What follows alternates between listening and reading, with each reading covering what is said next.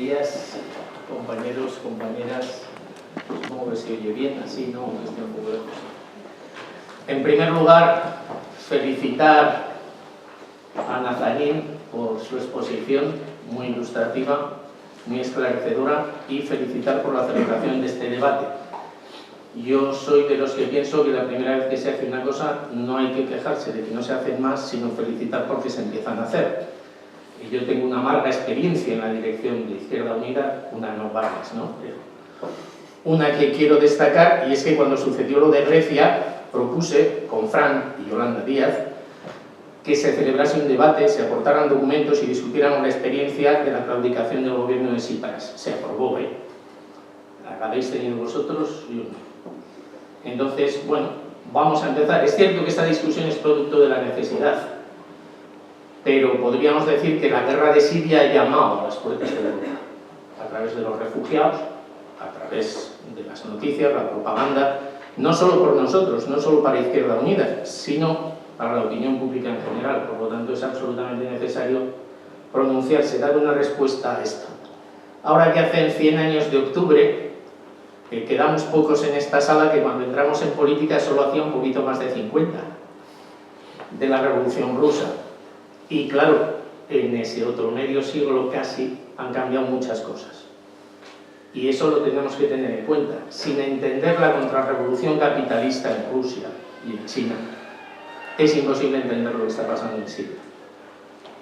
Como dicen los santos evangelios, es más difícil que un Putin apoye una revolución que un camello pase por el ojo de una aguja. Nosotros recurrimos al materialismo histórico para tratar de entender lo que está pasando. Hay un autor que Nazanín seguro que conoce mejor que yo, Bere Gordon Childe, uno de los arqueólogos e historiadores marxistas más interesante, que decía que el marxismo, por cierto, lo mencionan en Indiana Jones, el marxismo no significa un conjunto de dogmas acerca del pasado, y añadía con un poco de requintín, entonces nos ahorraríamos el trabajo de las excavaciones, porque ya sabríamos lo que había pasado, sino que lo que nos proporciona es un método de interpretación y un sistema de valores para aplicar a la historia. Y eso es precisamente lo que tenemos que hacer aquí, y de los muchos sistemas, métodos de interpretación que tenemos que utilizar, yo creo que hay dos claves que hay que mantener siempre. Una es entender que en cualquier conflicto político, social, religioso que se da en la sociedad, detrás está la lucha de clases. Y esa es una clave que no podemos perder. ¿Por qué? Porque en el fondo, en última instancia, si me permitís robarle la expresión a Federico Engels, en última instancia estará determinado por los intereses materiales de una u otra clase social. Y ahí es donde nosotros tenemos que ser capaces de bucear para orientarnos. Quien olvide que las bayonetas están empuñadas en interés de una clase social, olvida el marxismo. Por eso Marx, Lenin repetían la frase de Clausewitz: la guerra no es sino la continuación de la política por otros medios. Y por lo tanto estoy de acuerdo con el diagnóstico que se ha hecho en la ponencia inicial. Después de la guerra se aplicará la política de quienes hacen la guerra, de quienes ganan la guerra. Por lo tanto, será la misma política que durante la guerra. Eso es lo que vamos a tener. Necesitamos comprender que la guerra era la consecuencia inevitable de las políticas de quienes están controlando el mundo en este momento. Es cierto que en la guerra de Siria hay una multitud de actores, de elementos, y por eso también ha sido muy interesante la exposición inicial, que pueden generar una niebla, ¿no?, sobre los acontecimientos, pero esto es como cuando vas conduciendo. Si porque no hay niebla no intentas ver hacia dónde vas, pues seguramente saldrá un árbol a mear en medio de la carretera y te lo tragarás. Y esa es una de las situaciones que nosotros tenemos que evitar. No es taxonomía, es intentar entender las interrelaciones dialécticas, los procesos que mueven los acontecimientos, qué fuerzas están en conflicto. Parece que todos tenemos claro que tenemos como enemigo a Estados Unidos, a la Unión Europea, a los regímenes del Golfo, pero decir que los enemigos de mis enemigos son mis amigos es algo que no se puede aplicar. A mí eso no me lleva a apoyar a la dictadura de Assad, al régimen corrupto y reaccionario de Putin, al régimen teocrático de Irán o al partido de Dios. Equidistancia, qué bonita palabra. ¿Alguien acusaría a Lenin de equidistante? Me diréis, qué barbaridad. Ya sé que aquí nadie nos acusamos unos a otros de equidistantes, ni de traidores, ni de cómplices del imperialismo, pero en la calle sí, existen esas tensiones. Fijaros, Lenin entró en Rusia, y lo sabéis todos, en un tren que cruzó el territorio del Imperio Alemán, con el permiso del imperialismo alemán, en un vagón sellado. Y le acusaron de colaborador del imperialismo, de agitador del imperialismo.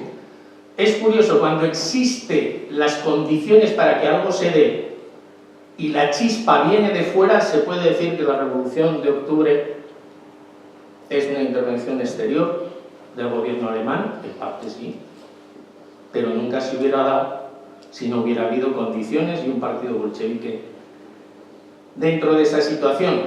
¿Y qué decía Lenin, el equidistante?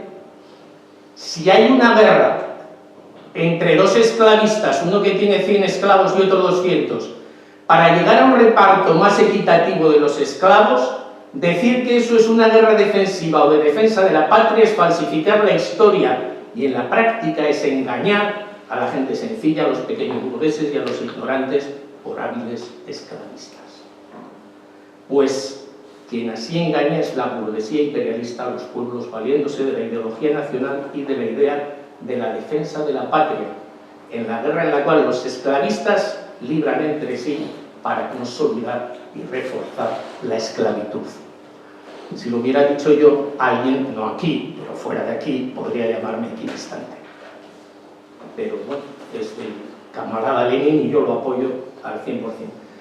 Otro argumento interesante, un gobierno legítimo.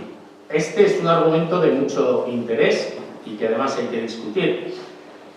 Es un gobierno legítimo. Yo creo que nosotros tenemos que defender en el derecho todos los recursos.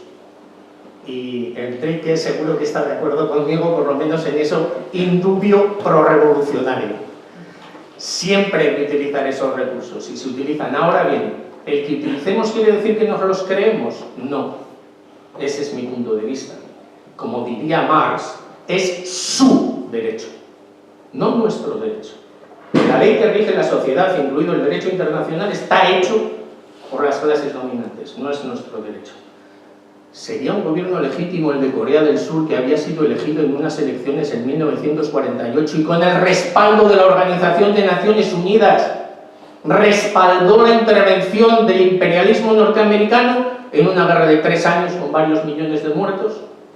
Si utilizamos ese argumento con Siria, habría que utilizarlo allí, y luego se podría discutir de más países, pero por falta de tiempo lo voy a dejar. Yo creo que tenemos que comprender los cambios que se han producido. La URSS se derrumbó, en última instancia por una razón económica.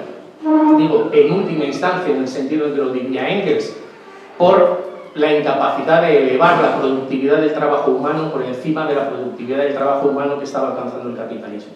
Y eso es, en última instancia, lo que mantiene sobre la arena de la tierra a un régimen de relaciones de producción o a otro.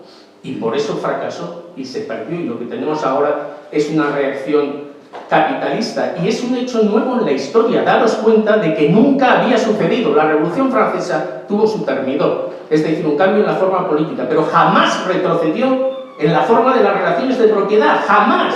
Las nuevas relaciones de propiedad creadas por la Revolución Francesa se mantuvieron siempre. Y lo que hemos tenido en el caso de la URSS es la pérdida de las relaciones de propiedad que estableció la Revolución. Ese cambio no se había producido. ¿Cómo podemos manejarnos por clichés en las relaciones internacionales cuando tenemos un cambio tan importante en la correlación de fuerzas, en el reparto del mundo? Un cambio en la revolución colonial que cambió totalmente de orientación, de ir saliendo de la órbita capitalista a volver a la órbita capitalista.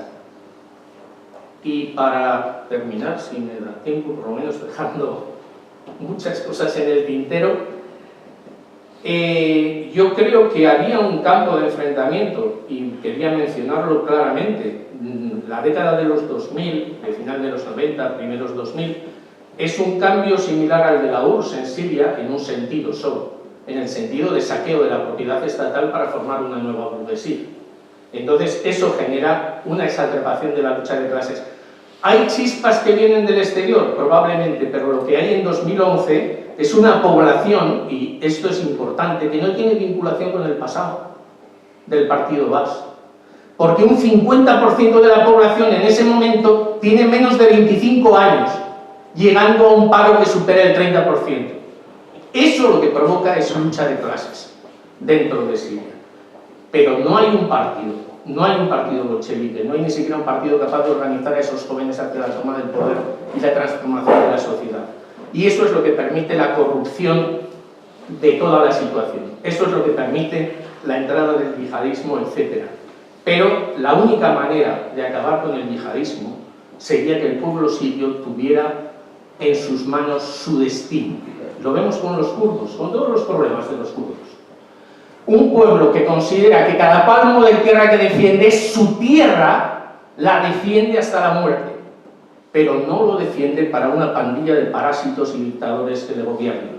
Y esa es la gran diferencia, y esa es la clave, y ese es nuestro bando, y esa es nuestra posición. En lugar de huir, en ese momento lucharían palmo a palmo de terreno. El mantenimiento del régimen sirio o de una división del país seguirá manteniendo los mismos males que han dado origen a esta guerra. Porque solo el pueblo sirio podría frenar el yihadismo, solo el pueblo iraní podría frenar el yihadismo, etcétera, etcétera, etcétera. Porque algunos, además de gritarlos en las manifestaciones, nos lo creemos. Solo el pueblo salva al pueblo.